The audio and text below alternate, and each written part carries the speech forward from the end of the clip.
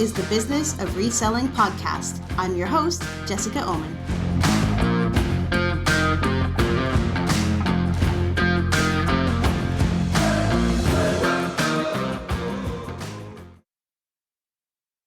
Hey everyone, it's episode 40. 40! That's a great round number. I like that number. I can't believe I've produced 40 episodes. We should be probably at even more than that by now. I've had to skip some weeks for various reasons over the last year and a half or so, but man, 40 episodes. That's pretty awesome. Happy to be here. I've got a big picture topic to go over with you today. And I don't know. I feel like this episode could turn into a horror movie or something. It's like super windy. I'm home alone. It's dark. And I just keep hearing creaking and squeaky sounds everywhere. And it's kind of freaking me out. So if I pause for a minute, you'll know why. And if I go away completely, you should be worried. Anyway, I want to talk about feedback extortion for a minute before we get into today's strategy versus tactics conversation, which isn't really a conversation. It's just me talking to you, but it could be a conversation if you leave some comments, like and subscribe at youtube.com/@storagewarriorpodcast. Anyway, right before I was about to record this episode, I got a complaint from a buyer. And it seemed like a legitimate complaint, although it's a bit of a weird one. So like we shipped some Lego and they claimed that they said a lot of the pieces were broken. I was like, a lot. Like, I mean, Lego, it's a pretty durable toy, you know what I mean? And we're good at packaging and shipping, so it seemed a little off to me that a lot of the pieces would be broken. I get a picture, it's one piece, maybe two, that looks like it's broken. They are not in the packaging we sent them in. They're just like on someone's pillowcase or something. So, I mean, okay, maybe whoever owned this Lego set before, because it was like an open set, had it displayed and in the sun or something, and it dried out and these pieces were brittle. Maybe there was a crack in one of them that I didn't see before. Okay, so like legitimately could have happened.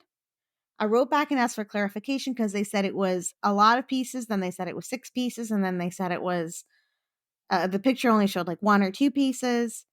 But I was having a workout, so I just didn't reply till after. And by the time after came along, they had worked themselves into a frenzy and left me a message of feedback extortion. Now, if you are a newer seller, you might not know how to deal with feedback extortion. It's a thing that happens on eBay. Some buyers do it. Some of them are legitimately trying to scam you. Others are, they just don't know what the policy is. So they're just frustrated. So they say like, if you don't do this, I'm going to leave you a negative feedback.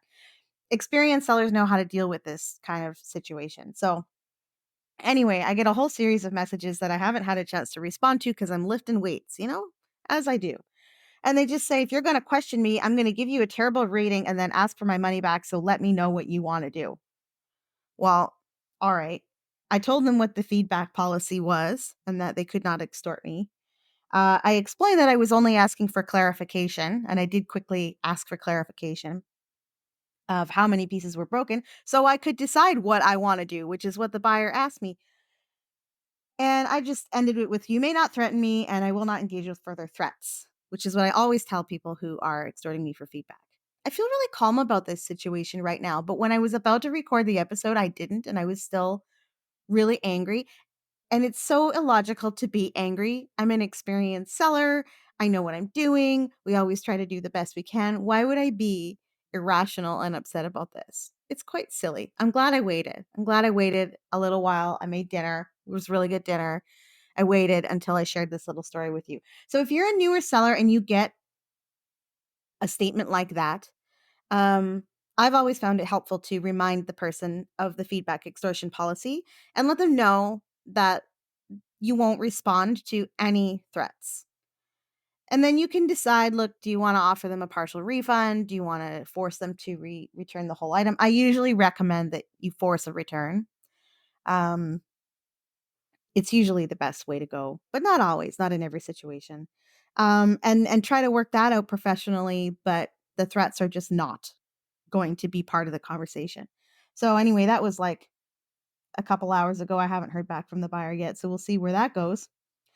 But anyway, I just wanted to share that story and just let you know it happens. It happens no matter how experienced of a seller you are. And if you get angry about it, that's okay. Give yourself a chance to settle down and reply. And don't make a podcast episode about it when you're pissed off. Would be my advice. Okay, moving on from there. We'll see what happens with that one. I don't have the negative review yet. If it comes, it comes. I don't care. I'll just remind eBay of the feedback extortion policy and they will take it off. And even if they didn't take it off, one negative feedback, isn't going to exactly show in front of my 12,000 positives. So I don't even know where these people think that I'm going to suddenly freak out and bend over backwards for them. 1 versus 12,000? Like, no. Anyway, how are your sales doing? Mine is slow. February wasn't exactly the banger month that January was. It's okay. It's almost over. We're going to take a couple days off here, reset, come back hopefully with some more energy. And now I'm going to move into a conversation about strategy versus tactics in reselling. I started thinking about this topic a couple of days ago. I saw a post that somebody was like, trying to sell on eBay and I've tried all the things, I'm running sales and I'm doing all that and my sales are terrible or anybody else's sales terrible. There's just nothing I can do. eBay is so awful, the usual refrain. And, people make the usual suggestions, run the markdown sale, try to reach out to repeat buyers, do some social media. Like these are all great suggestions. And the person said, yeah, I've already done all that. I'm doing the same thing I always do and it doesn't work. And that right there, that statement right there is, I'm going to guess, I've not seen this person's store. I'm going to guess that that's the problem. They're employing tactics without a strategy. They are employing the same tactics that they always employ without considering any external factors, any shifts in buyer behavior, any increases in competition, any overall pricing declines in the categories they sell in. Have they looked at these things? I don't know. Maybe they did, but I'm guessing not because of that statement. I am doing the same things that I always do, and none of it is working. Now, consistency is key. The best resellers will say, list every day if you can, just be consistent in your daily efforts on eBay. I'll say that too. Run your offers to watchers, do your things, keep it regular. All of that is excellent advice. But all of those tactics will eventually stop working if you're not paying attention to something larger. And that is where strategy comes in. So if you're trying the tactics, the offers to watchers and the Facebook posts and all the things, and you feel like they're not working or, you could be doing more, then it's time to revisit your strategy. If you ever had one in the first place, your strategy, to be clear, your strategy is your plan for acquiring customers and making sales. You could also have a strategy for sustainability. You could also have a larger business growth strategy. But this one, for the first example I'm going to give anyway, is about a sales strategy. Have you ever sat down and drawn one up? I bet even if you have, it was mostly full of tactics. Because what happens is we start thinking, how am I going to make more sales? What's my strategy going to be? And then we jump right into action without thinking, why am I taking this action? So it's kind of like goals and objectives. Like goals are like big picture things that you want to accomplish, and objectives are the small wins that bring you closer to the big goal. So similarly, tactics are the actions that you take to execute your strategy. So what's your strategy? Where do you want to end up when all the tactics are firing and working? What does that look like to you? Now, I have to admit, Johan and I haven't sat down and formally worked out a strategy either. We have lots of strategic discussions, and then we usually take some actions based on that. But it's not like we have like a document. We haven't done that. We probably should. So if you haven't, don't worry. This isn't about, this is just about not getting caught up in jumping on every bandwagon and trying every new thing that some other seller says is working for them and then just hoping that it's going to work for you, because it's not the best way to go about things. So I'm going to talk about a couple of strategic conversations we've had in our business. And because sales conversations are kind of the most common, we're always trying to, sell more and increase our sales and our profit. We're always talking, how do we sell shit faster? Well, that's great. Like I even have like a banner that says like sell shit faster in like my notebooks. Uh so how do we do that and how is faster defined? So let's say my objective or my goal would be to like double our average sales volume. So maybe going from 10 to 15 items a day by volume to 20 to 30. Okay, so that's like a growth strategy, right? That's basically doubling the size of our business from a sales perspective. So then the tactics are, how do we get there? How do we bring in more customers? Do we bring in new customers or do we nurture repeat customers? What are the actions we're going to take? Now, personally, I think a big part of selling shit faster is just having better shit. So it goes back to sourcing. And since we source in volume and we end up with a lot of junk, because that's what happens when you source in volume, we need to be better at paring down the piles and choosing the things that will sell faster. And I have to admit that we fall back on a lot of like spray and sit kind of tactics where we post like whatever weird item, some cool kitschy collectible thing, just to see if it will sell. Like, I don't know, this thing's neat. It's unique. Maybe it'll sell. I bet you do that too.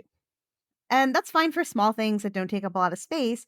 But if you do that all the time and too much, your store's overall quality goes down. Because if you're not like thinking like strategically about your sourcing, like what kind of items am I going to get that source faster, and you just put anything and everything up in your store all the time, just because it's cool or whatever, overall, like probably 80% of those items, if we think about the Pareto principle here, the 80-20 rule, probably 80% of those items are not that good and 20% of them are good.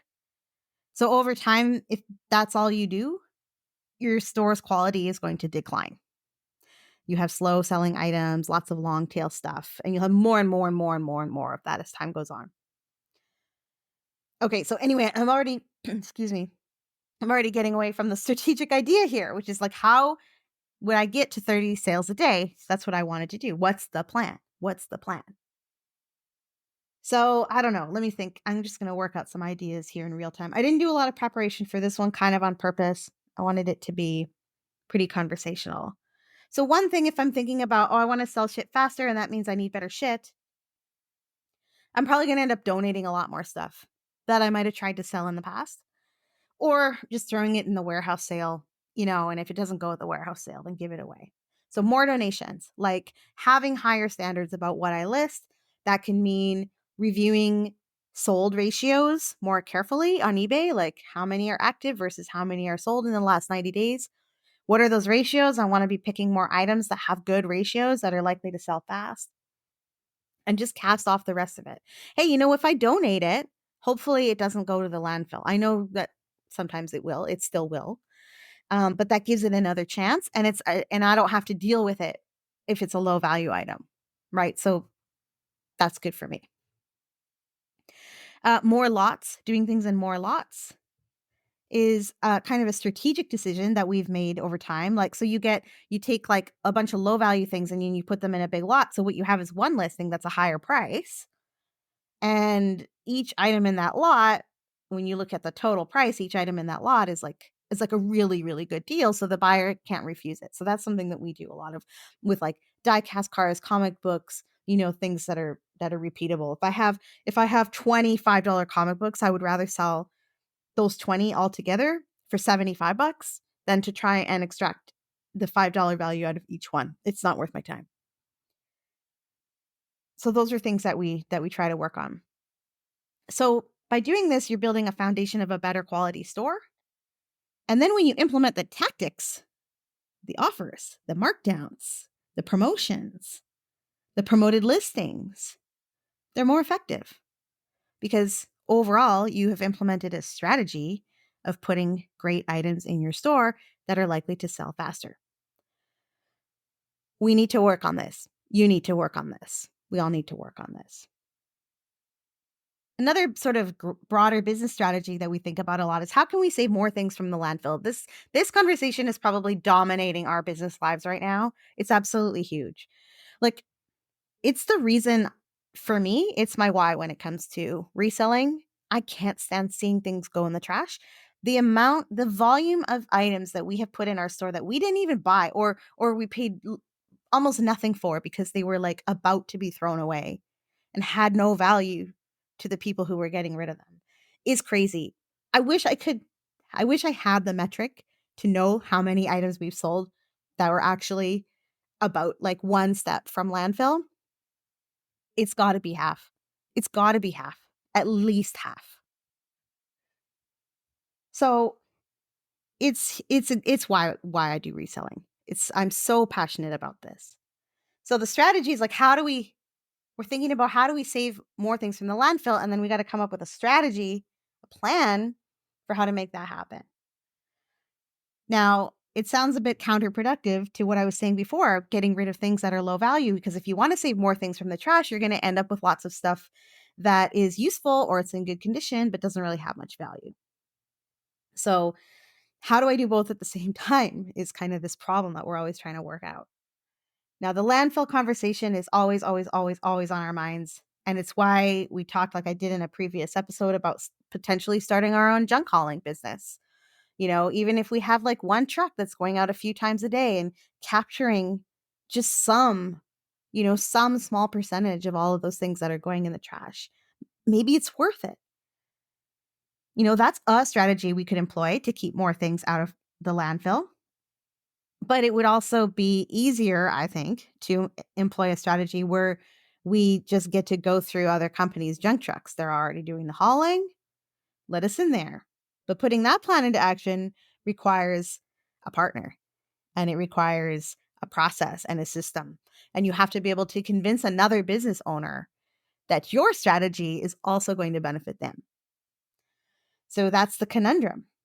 So we're working out that strategy, and I don't have any tactics. Like how would I employ tactics for keeping things out of landfill other than hovering around at the dump all day, which doesn't seem like a great use of time. So, when you're thinking about your reselling business, if you are trying to grow it, or if you're frustrated and you feel like it's stagnant and it's not going anywhere, or it's getting harder to do reselling, which, like, let's be honest, it kind of is getting harder to do reselling. There's always more competition.